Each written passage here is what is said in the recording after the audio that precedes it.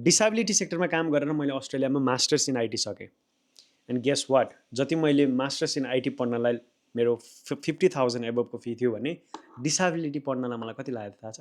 Certificate with सबै कुराहरू गर्दाखेरि 2000 अन्डर लेसमा भएको थियो।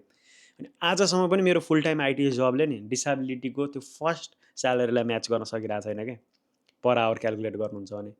अनि मैले यो भिडियोबाट फेरि सबै आइटी पढ्ने साथीहरू यतापट्टि जानुहोस्, डिसेबिलिटी गरोस् भन्न खोजेको होइन। तर अब प्रोफेसनल जबमा चाहिँ स्टार्टिङ स्यालेरी जहिले लेस हुन्छ। अस्ट्रेलियामा त्यही 55-60 हजारदेखिबाट तपाईँको आइटी जबहरू स्टार्ट भइरहेको हुन्छ होइन। भने अब त्यहाँनिरबाट चाहिँ ग्रोथ बिस्तारै बिस्तारै हुँदै तपाईँहरूको पछि लङ टर्म करियर त राम्रो हुन्छ आइटी सेक्टरमा। तर डिसेबिलिटी सेक्टरमा स्टार्टिङ नै तपाईँले फुल टाइम काम गर्नुभयो भने 70-75 मजाले क्रस गर्छ फुल टाइम काम गर्नुभयो भने होइन। अनि स्टुडेन्ट भिजा चाहिँ तपाईँलाई तपाईँहरू डिसेबिलिटी सेक्टरमा काम गर्नु भएको छ भने रिलेट गर्न सक्नुहुन्छ। डिसेबिलिटी सेक्टर भनेको केयर सेक्टरमा चाहिँ के हुन्छ भने अब कोही मान्छेलाई 24 आवर्सै केयर निडेड हुन्छ होइन। भनेको फ्लेक्सिबिलिटी भयो सिफ्टको। तपाईँ म राति मात्रै काम गर्छु भने पनि पाइयो, इभिनिङ मात्रै काम गर्छु भने पनि पाइयो। तपाईँको पढाइलाई ह्याम्पर भएन, सिफ्ट अलोकेसन त्यही अनुसारले भयो। समर ब्रेक यताउता विन्टर ब्रेकहरूतिर तपाईँ मजाले काम गर्न पाउनुभयो फुल टाइम होइन। अनि त्यही 2000को सर्टिफिकेटले नै तपाईँको पिआर पाथवेसम्म खुलाउँछ क्या। 1 इयर फुल टाइम एक्सपिरियन्स भइसकेपछि कम्पनीले स्पोन्सर गर्न मिल्छ without any bachelor's or master's degree है। अब यो चाहिँ माइग्रेसन एजेन्टसँग नै कन्सल्ट गर्नु होला। धेरैजना साथीहरूले 482 स्पोन्सरसिप लिएको मैले देखिसकेको छु होइन।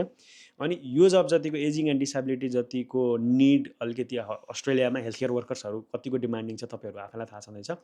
अनि यो रिजनल अस्ट्रेलियातिर तपाईँहरू जानुभयो 1-1.5 वर्ष काम गर्नुभयो भने त पिआर पाथवे त्यहाँनिरबाट खुल्ने एकदमै धेरै चान्सेस देखाएको छु। तर I'm not a migration agent again है। फेरि यहाँनिर ल छ, ल भएको देश हो होइन। माइग्रेसन एजेन्टसँग चाहिँ तपाईँहरू कन्सल्ट गर्नु होला। And if you are someone bachelor's degree छैन, मास्टर्स डिग्री छैन, तर एउटा राम्रो करियर बनाउँछु, राम्रो अर्निङ हुने कुनै करियर छ त भनेर सिफ्ट फ्लेक्सिबिलिटी यताउता सबै हेर्दै गर्दा खोजिरहनु भएको छ भने चाहिँ go for disability, you won't regret है। कामको बेफाइदा फाइदा धेरै कुराहरू छ, डिपेन्ड्स अपन द क्लाइन्टहरू।